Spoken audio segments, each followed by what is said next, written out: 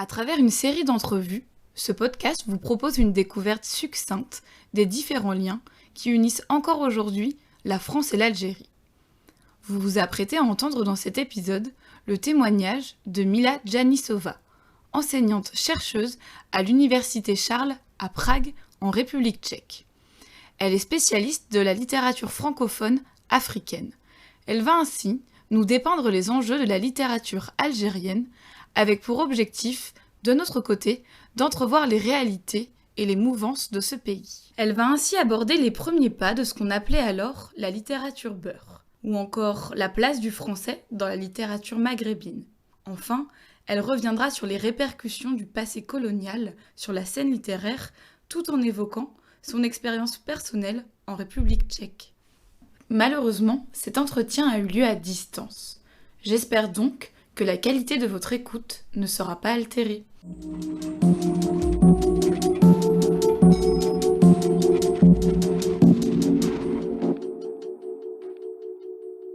Je m'appelle Mila Janisova, je suis enseignante à l'Université Charles, à la faculté des lettres, dans le département des études romanes, et je m'intéresse à la littérature maghrébine. Surtout, je fais mes travaux surtout sur l'écriture de soi dans la littérature maghrébine francophone. Donc, il faut ajouter que je parle de la littérature francophone. Tout au cours de notre interview, on va parler de la littérature francophone écrite en français, puisque je ne parle pas l'arabe. Donc, je ne peux pas vraiment donner des mentions ou parler de la littérature écrite en arabe. Et pourquoi je m'intéresse à cette littérature? Ça a commencé par curiosité et de plus en plus, je trouve qu'il y a une similarité extrême entre la littérature de l'Europe centrale et la littérature maghrébine. Pas seulement parce qu'il y a un rapport spécifique entre la périphérie et le centre littéraire, mais il y a aussi la question de la littérature minoritaire qui m'intéresse beaucoup, que je trouve extrêmement importante à comprendre. En fait, je suis tombée sur la littérature maghrébine par hasard. C'est presque anecdotique. J'ai dû préparer un exposé sur un livre français de la deuxième moitié du XXe siècle. Et je me suis promenée à la bibliothèque de l'Institut français. Et du coup, je suis tombée sur un livre qui s'intitulait La mémoire tatouée. Et je ne connaissais pas du tout l'auteur. Je me suis dit, ah tiens, c'est un titre intéressant, je vais faire mon exposé sur ce livre-là. Pour ma première lecture de Abdelkabir Khatibi, qui est un écrivain marocain, qui était un écrivain marocain puisqu'il est mort aujourd'hui, je n'ai rien compris. Absolument rien. C'était tellement compliqué, tellement métaphorique, tellement difficile que je n'avais rien compris. Mais il y avait quelque chose d'attirant. Donc, je l'ai relu. Après, j'ai fait mes recherches et finalement, j'ai fait ma thèse de master sur Assia Djebar. Et ça a commencé par ça, par Assia Djebar, par Khatibi. Et j'ai continué à faire mes recherches. Donc, ce n'était pas du tout intégré dans mon parcours universitaire. À l'époque, c'était très, très inconnu. On n'en parlait pas du tout dans les cours. Donc, c'était vraiment un hasard. Et même aujourd'hui, on n'a pas d'autres cours sur la littérature africaine, maghrébine. Il y avait quand même un grand écart entre ma lecture et mes voyages. Donc, j'étais un tout petit peu dans la position des orientalistes qui se fantasmaient à la base de la lecture. Le paysage, le peuple, les pays. Et j'étais très, très curieuse. Et finalement, je suis allée plusieurs fois au Maroc, mais je n'ai pas visité l'Algérie pour le moment.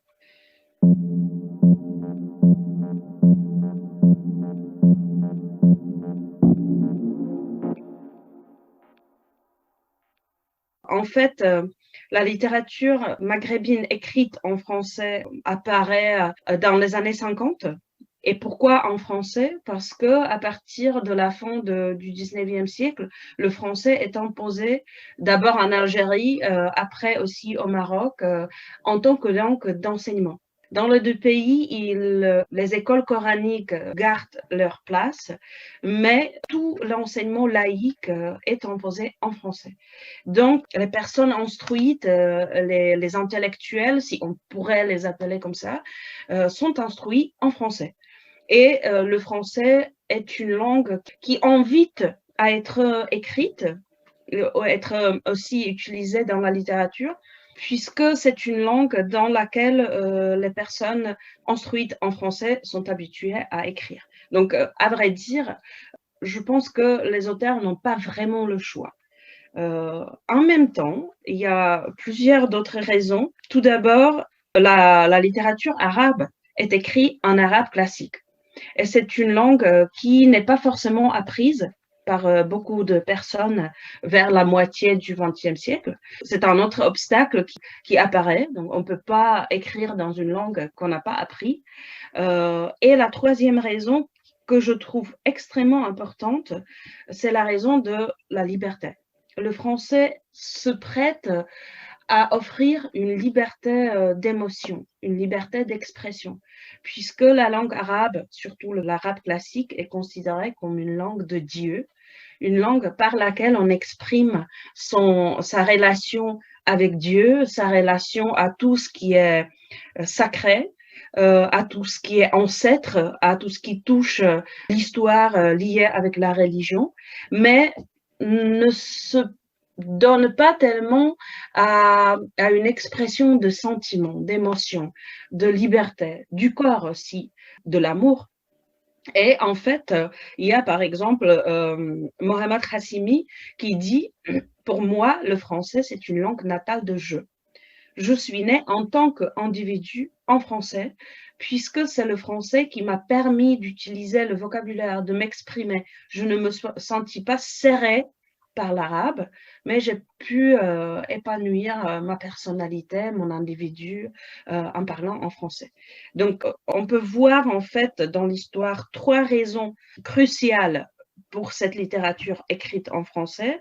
C'est l'enseignement en français, tout d'abord, la mauvaise ou aucune connaissance de l'arabe classique qui pourrait être écrit, et cette expression de liberté, cette tendance vers l'ouverture, vers la modernité aussi, parce que l'arabe classique, il nous amène un tout petit peu vers la tradition plus que le français qui peut être considéré comme une langue moderne. Mais aujourd'hui, il y a à peu près la moitié d'auteurs actifs qui écrivent toujours en français et l'autre moitié qui écrivent en arabe, dû aussi à une arabisation radicale, aussi bien au Maroc qu'en Algérie dans les années 70, 80, 90. Il y a plusieurs vagues de cet intérêt des Français ou de la critique française, si vous voulez, pour la littérature provenante du Maghreb.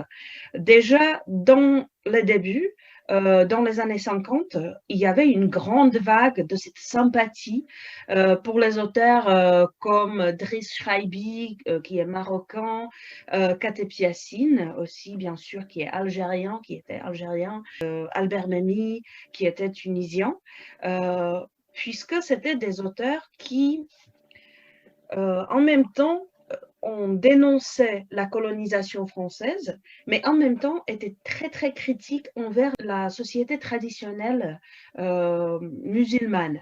Donc, il y avait ça, et ils étaient en plus très, très jeunes. Ils ont tous publié en France.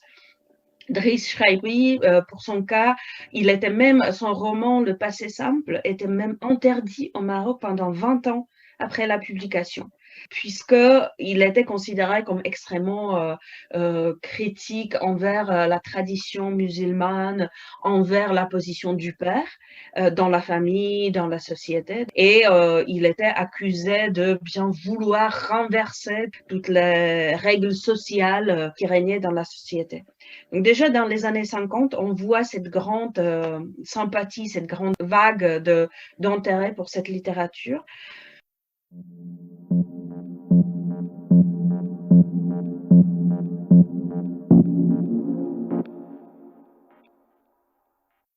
La première vague de l'intérêt pour la littérature, qu'on a l'habitude, même si la nomination est un tout petit peu problématique, on a l'habitude de l'appeler littérature beurre. C'est les années 90. À la fin, surtout à la fin des années 90, les premiers romans sont publiés respectivement en 85-86, si je ne me trompe pas. Donc vers la moitié des années 80. Et ce sont des romans dont les héros sont toujours enfants ou adolescents et qui attirent attention puisqu'ils parlent de la banlieue française. Pas tellement de banlieue, plutôt encore de bidonville, mais ils parlent déjà de la situation française, en France. Il parle des personnes qui habitent en France, qui vivent en France, qui ont un avenir en France, et la société majoritaire se pose la question comment ces gens vivent, qu'est-ce qu'ils peuvent nous raconter comme histoire, quels sont leurs parcours. Le problème avec cette littérature, c'est qu'elle est très souvent vue en tant que témoignage. Elle n'est pas lue en tant que littérature, en tant que belle lettre. On oublie sa littérarité, mais on la considère comme témoignage sur les conditions de vie, sur les parcours, sur les destins. Et la nouvelle vague, je pense que c'est la dernière grande vague de l'intérêt pour cette littérature, c'est après les émeutes en 2005, donc autour de 2006-2007. C'est par exemple le moment où le premier roman de Faizagen apparaît, Kif Kif Demain, et selon moi, cette vague est profondément liée justement avec les émeutes et tout ce qui s'est passé après, avec le manifeste de littérature monde de 47 écrivains francophones, et aussi avec le collectif qui fait la France, qui publie son manifeste en 2007 également. En général, pendant le temps de guerre, on ne publie pas trop de livres. Il faut un tout petit peu avoir le recul. On ne peut pas tout de suite parler de ce qui se passe parce que la société est préoccupée par ce qui se passe, aussi bien la société française que la société algérienne. Donc la guerre, c'est pas vraiment le temps pour publier des livres. La loi de silence jouait aussi, bien sûr, un rôle assez important. Mais je pense que surtout, la guerre, c'est vraiment un moment où on vit les choses et on en parle après. Donc, vous pouvez aujourd'hui, depuis la fin des années 60, lire des témoignages de la guerre. La guerre est reflétée à plusieurs reprises chez plusieurs auteurs, de façon très différente d'ailleurs. Par exemple, Mouloud Feraoun, qui d'ailleurs était mort, qui était assassiné pendant la guerre, lui, il parlait de l'histoire d'un petit garçon dans une Algérie colonisée, et il revenait très très peu vers vraiment les moments de la guerre. Mais chez Assia Djebar, par exemple, vous avez les personnages qui reviennent régulièrement dans toute son écriture, les personnages de femmes qui se sont engagés dans les batailles pendant la guerre d'Algérie. D'ailleurs, c'est un thème qui est assez large et on devrait en parler un peu plus. Quel était le rôle de ces femmes, comment en parler, pourquoi elles se sont engagées dans la guerre. Et après, vous avez les auteurs comme Alice Zeniter, par exemple, qui n'est pas une Algérienne, qui est une Française. Elle a un arrière-parent algérien, mais elle c'est une Française, elle est considérée comme auteure française, mais elle parle de la guerre d'Algérie d'un point de vue de quelqu'un qui a vraiment du mal à saisir cette histoire, à comprendre, à s'y faire une place, à construire aussi son identité. Mais elle le fait 60 ans après la fin de la guerre. Donc oui, la guerre d'Algérie est extrêmement présente dans la littérature de façon très diversifiée, mais il y a très peu de textes publiés pendant la guerre. Ça revient vraiment avec un recul nécessaire pour voir, pour comprendre.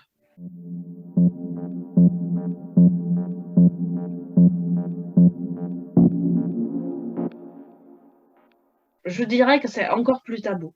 C'est vraiment quelque chose dont les personnes qui ont vécu le destin des harkis parlent très très difficilement. Je connais même les cas où dans les familles, on ne sait pas qu'un arrière-grand-père était harki. On n'en parle pas du tout. Les petits-enfants, par exemple, ne savent pas que leurs grands-parents étaient ou leur grand-père était un harki.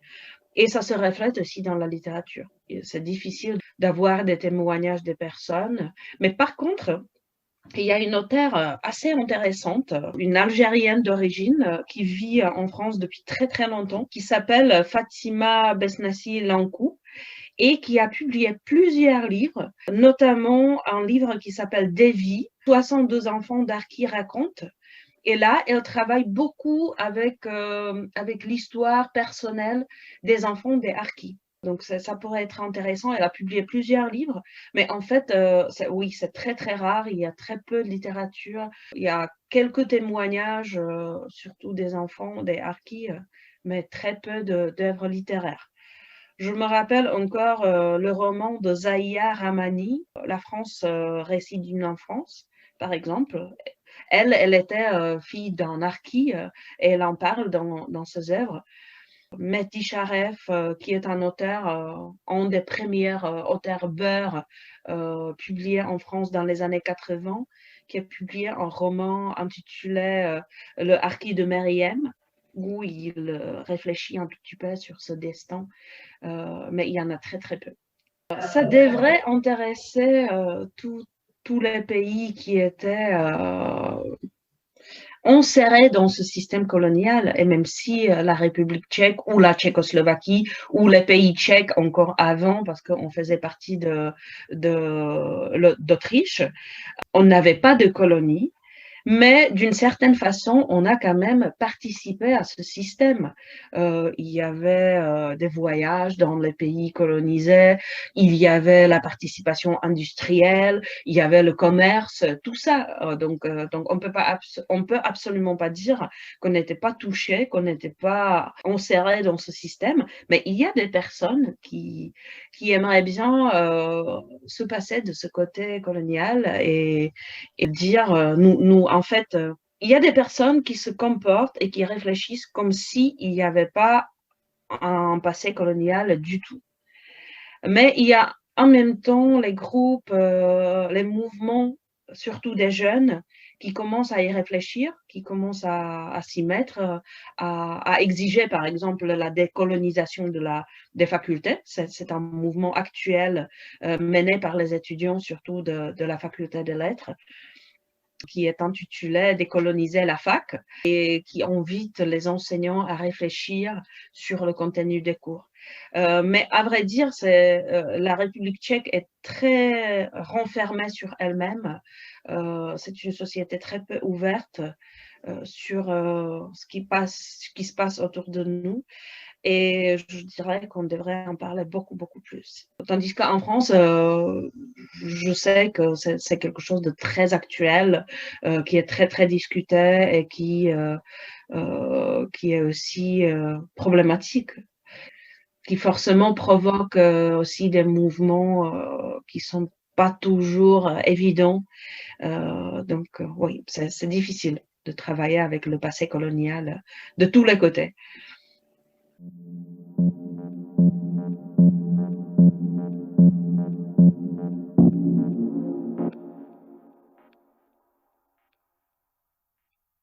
Je pense que pour moi, un coup de cœur, c'est Maïssa Bey.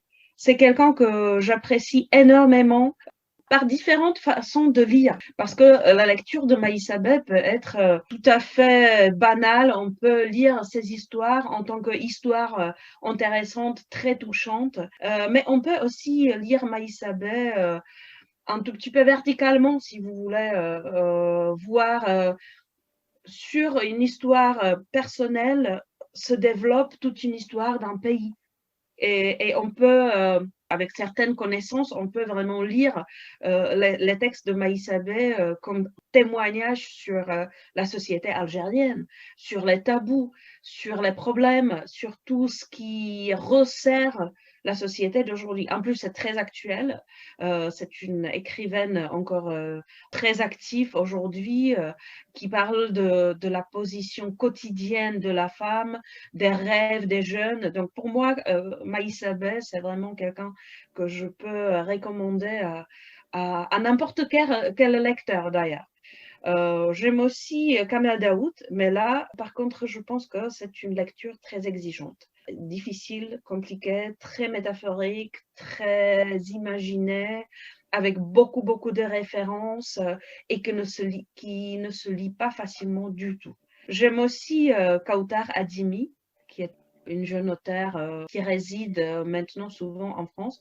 J'ai beaucoup aimé son roman Les pierres dans ma poche aussi.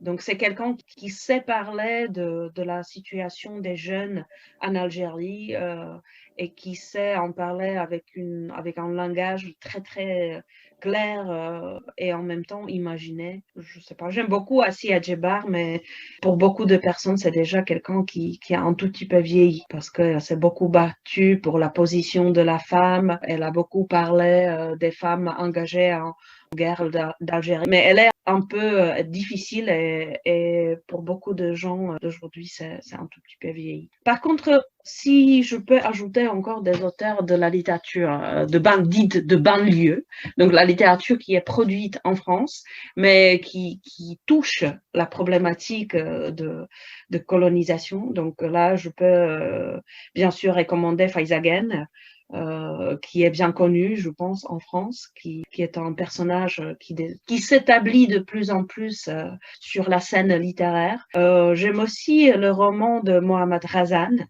qui n'a pas continué à écrire, malheureusement, qui a publié son roman en 2006 ou 2007, si je ne me trompe pas, mais il n'a pas continué à écrire. C'est aussi une question de politique et de diplomatie. Ça devient un sujet éclatant. Ça ressemblait à un dynamite. Aujourd'hui, parler de la littérature franco-africaine, c'est vraiment quelque chose qui, en France, c'est problématique. Ici, on n'en parle pas parce que très souvent, on ne se rend pas du tout compte qu'une littérature considérable peut être produite dans ces pays. Je vous ai parlé de la mentalité très enfermée des Tchèques. Donc, on a du mal à s'intéresser à l'Afrique autrement que par les clichés. Vous voyez, très souvent, si vous demandez à un Tchèque ce qu'il sait sur l'Afrique, il va vous parler des crises humanitaires.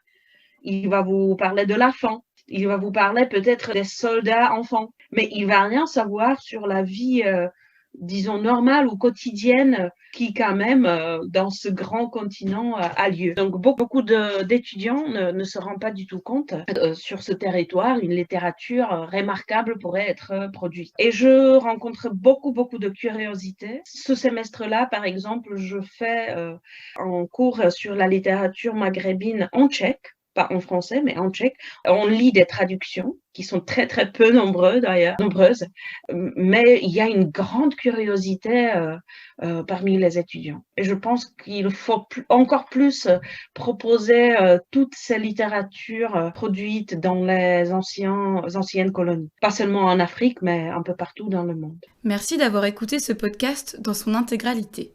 C'est l'occasion pour moi de remercier une nouvelle fois Mila Janisova pour son investissement. Si les liens entre la France et l'Algérie vous intéressent, il existe encore d'autres épisodes en ligne.